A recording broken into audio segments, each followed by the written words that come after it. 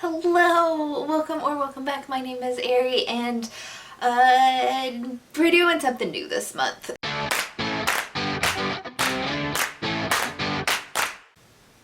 I'm gonna do a mid-month wrap-up, probably going forward from now, just because of how many books I read each month. And instead of making the end of the month wrap-up like 2 hours long, talking about like 20 to 30 books every month, let's do a mid-month wrap-up and then end of the month wrap-up and break it into two parts, or instead of doing like two-part videos at the end of the month, which also kind of sucks.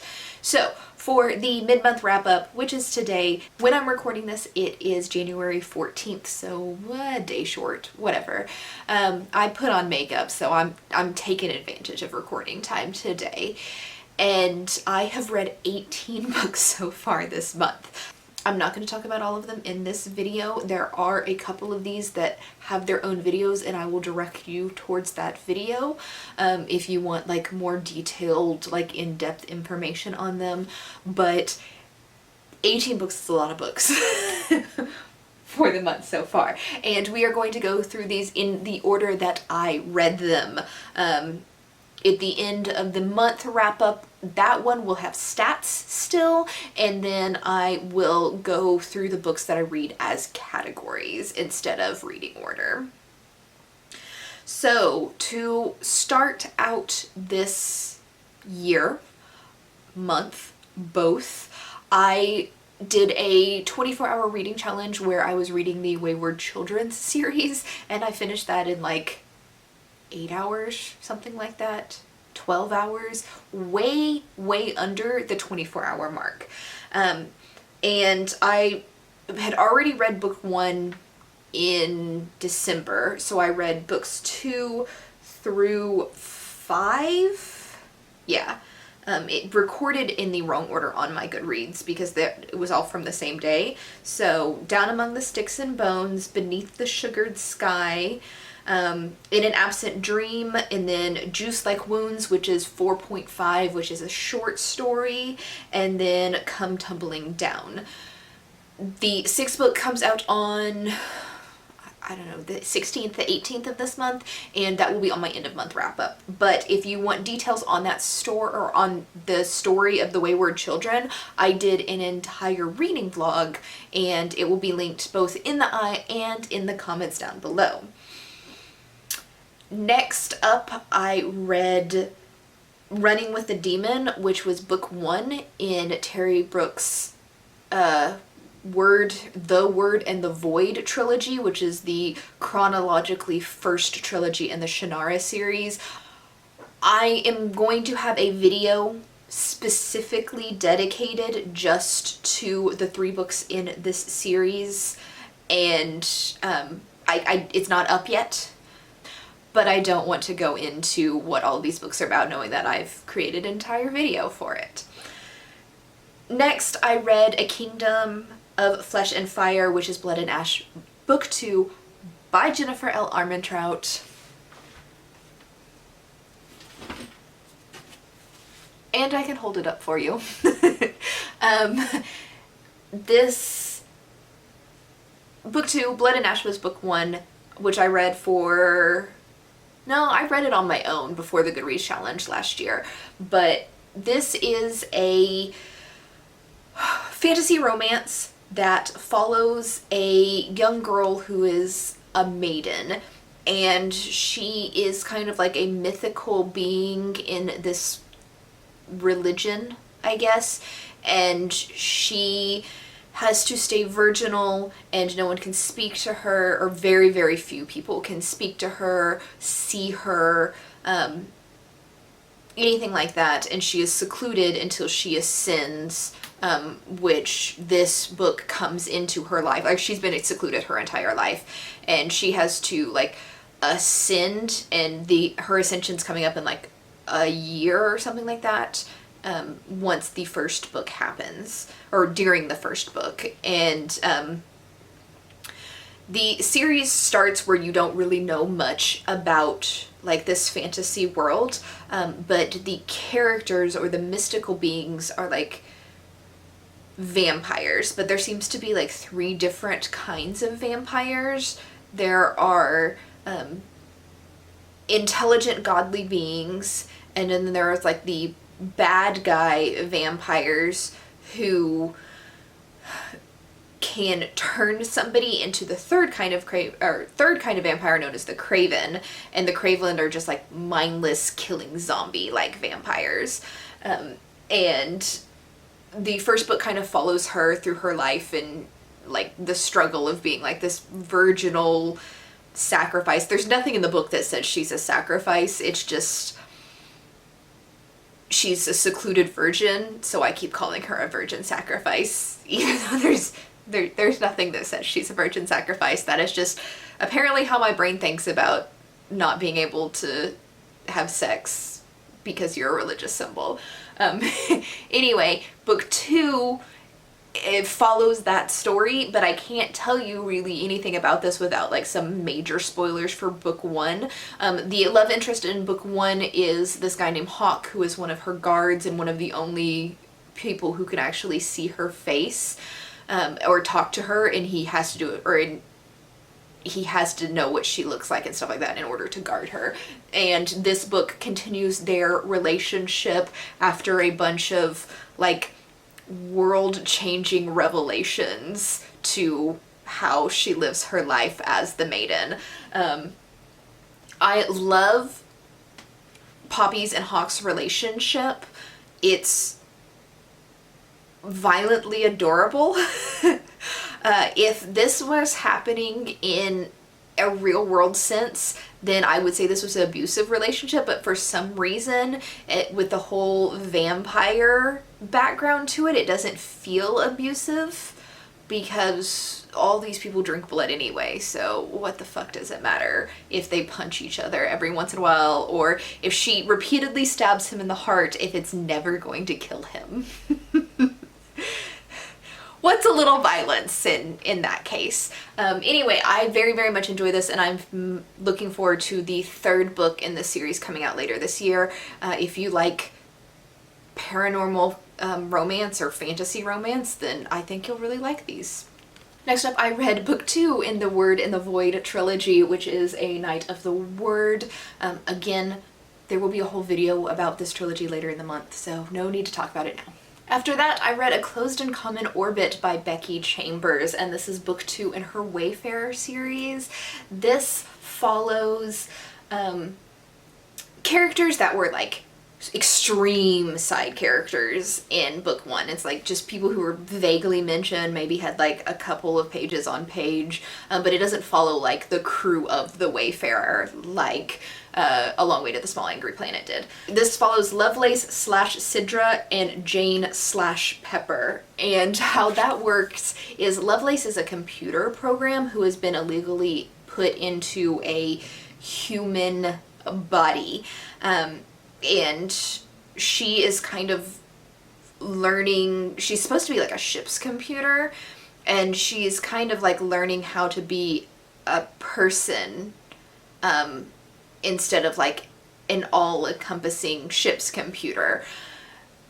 And the decision to go into the body was not actually one that she wanted to make. She had to do it because of something that happened in the first book that I'm not going to tell you about. And because Lovelace is the known name of that program, she creates her own name and chooses Sidra as her name. So she's referred to as Sidra throughout this book. Pepper / Jane, or Jane / Pepper, is the woman who is caring for Sidra and like helping bring her into a humanoid, I guess is the word for it, world. Like, she's human, but there's also like other aliens and stuff like that, because it's a space book. And this has a dual timeline where it's following Sidra in the modern time, and then it's also following Pepper when she was a little girl known as Jane 23, and she was a genetically engineered child who basically sorted and repaired scrap metal until she escaped, and she was raised by an AI computer. And so this is kind of like her turning her life around from being raised by an AI to helping raise an AI.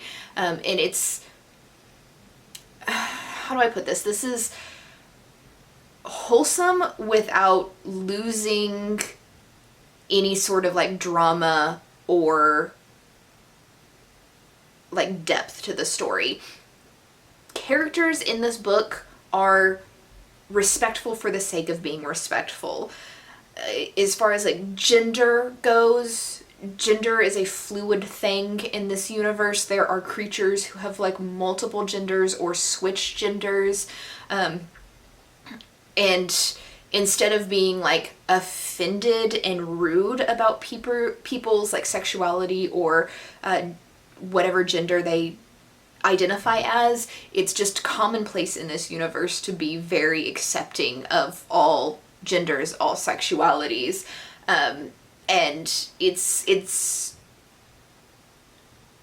so wholesome to read. I love these books because of just how wholesome they are without ruining any of like the plot. Because a lot of books that are wholesome, it's just like, oh, that was sweet, nothing happened.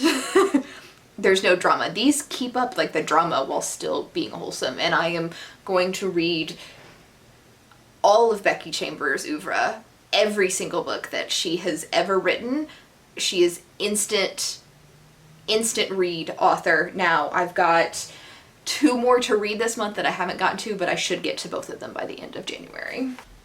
Next up was another 24-hour weekend where I went through the utter hell of reading the back half of the House of Night series in a 24-hour period. And that's books 8, 9, 10, 11, and 12, which were Awakened, Destined, Hidden, Revealed, and Redeemed. Again, I have an entire vlog on this. I will link it in the cards. If you're interested in watching it, you can watch me just slowly die inside more and more after every book. Like, I started so cheerful at the beginning of that vlog, and it's just every book, every 4 hours, it was like, please kill me, I hate this. So if you're amused at watching me die inside or want just to hear me talk trash about the House of Night series, then check that out. Next, we're getting into books that I started getting in book boxes. If you watched my goals video for 2021, one of my goals is to read every book that I get out of the book box like as soon as I open it. So I'm not just adding all of these books to my backlist. I'm not going to go into like any huge details on these books because I do talk about them in the end of each one of the unboxings, but I will give you like a small little bit of detail here. The first one I read was The Widow of Rose House, and I loved this. This was a 4-star book. I was so surprised, and I don't know what to categorize this as. It's somewhere between a historical romance. Actually, I should probably hold it up. You would think I would be better about holding these books up when I'm talking about this. This book, I don't know what to categorize this at all. Like, at all.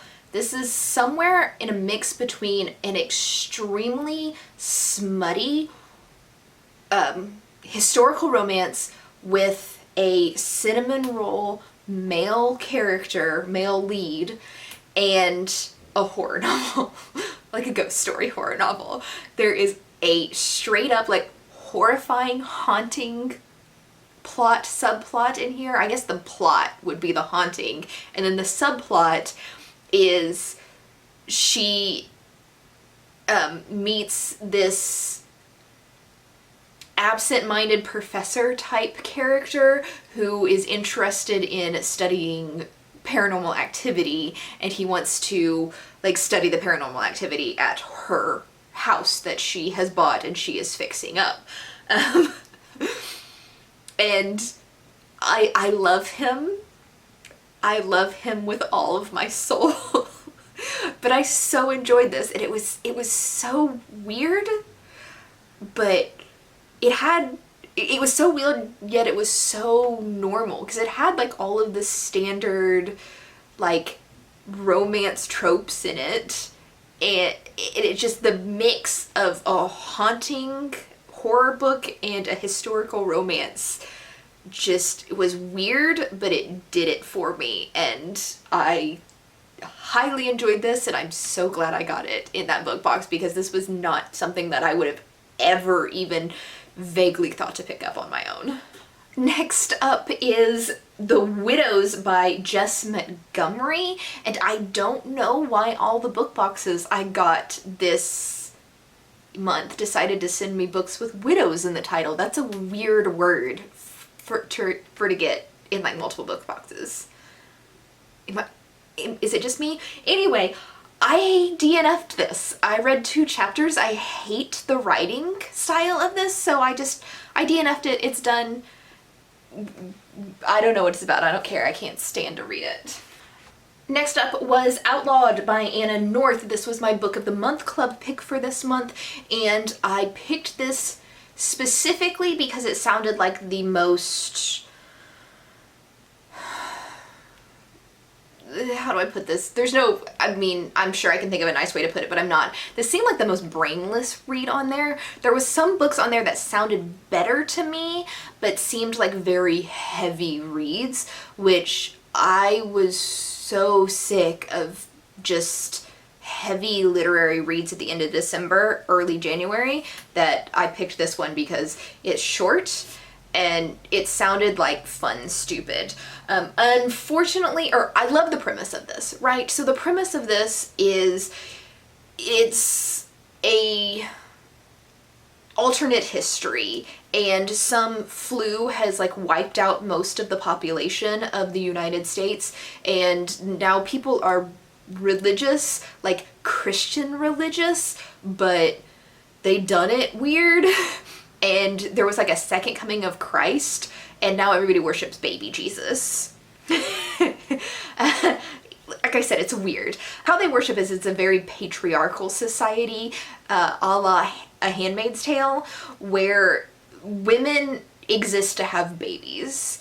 And if you cannot have a baby for whatever reason, you're a witch and you are going to be hung or burned or imprisoned as a witch as soon as like some natural occurrence happens that just can't be explained. Like maybe a bunch of plants die, or another woman has a miscarriage. If there's a woman who's known as barren, she's blamed as a witch and either killed or imprisoned for her witchcraft. This woman is barren, and she escapes her persecution by first she runs off to a convent. I almost said a nunnery, but it's a convent, and she realizes that she just can't, she's not built to be a nun, and then she leaves the convent and joins a band of outlaws. That premise sounds good. The execution of it didn't go anywhere where I expected it or wanted it to go, and the story that I was imagining in my head felt much better than the story that I actually got. So I wasn't thrilled about it. I don't think it handles gender super well in this book. There's some questionable content about sexuality and transness that feels very not okay, but I am not part of like the LGBTQIA like world, so I can't really speak to if this is actually wrong, or if I'm imagining that it feels weird, or if it's like actually weird. So if you want to read this book and you're not sure about the rep, I would go look at some like Own Voices review of this, because I can't give you an Own Voices review. But it was okay. It wasn't great. 3 stars. Next, I read book 3 in the Word in the Void trilogy, which is Angel Fire East. Finishing out that trilogy, the whole trilogy, every single book in it got 3 stars, so it's fine. It's not great. It's fine. I'm looking forward to the next trilogy. And the final book that I've read so far this month is Heartstoppers Volume 3 by Alice Oseman. This is chapter 4.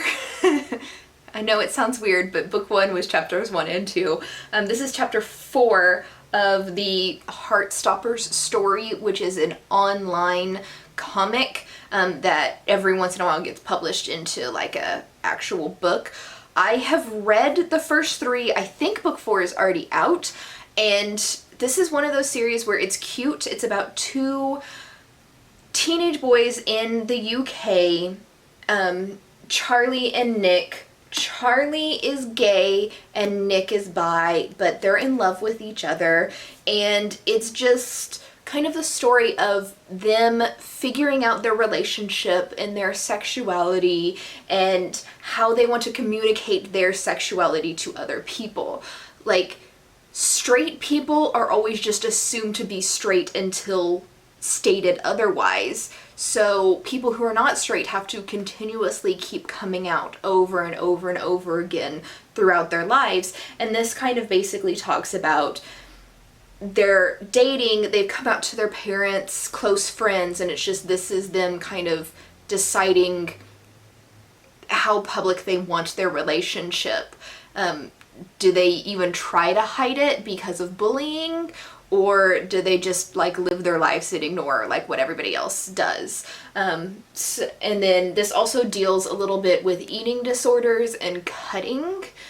So trigger warnings for those.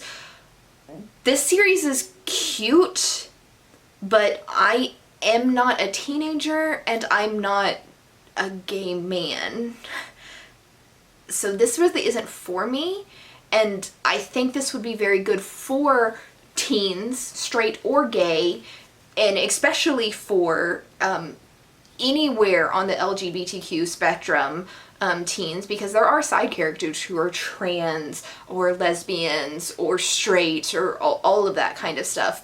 But this isn't a book targeted towards me, and there's not enough of the story that like makes me love it. But I keep reading these damn books because every year they win the Goodreads Choice Awards. So I keep reading them. And I'm guessing Volume 4 is going to win 2021, and I'm going to end up reading Volume 4 next year. But they're, I don't know if I said it, they're graphic novels.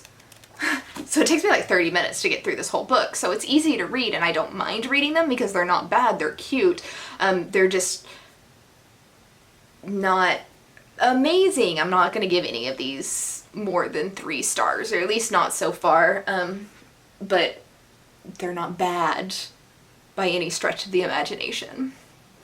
And for some reason, I suck at names, and I forget characters' names all the time, but I can always remember Nick and Charlie's names, and I don't know why. I don't know why. But that is everything I've read so far. It's like a sneak peek of what is coming. I do have 2 more BookBox books that I need to read. And the Dark Elf Trilogy, which is my Dritz books for the month. I have to get to those. I haven't started those yet. And then everything else is just going to be my goal of reading series in this month. So there'll be like random books that are deep in a series.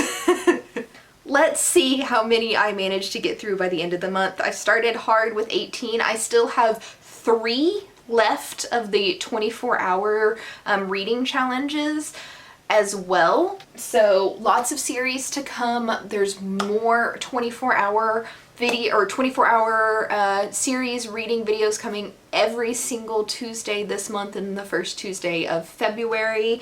And yeah, lots of videos, lots of reading, and I will catch you in the next one. Bye!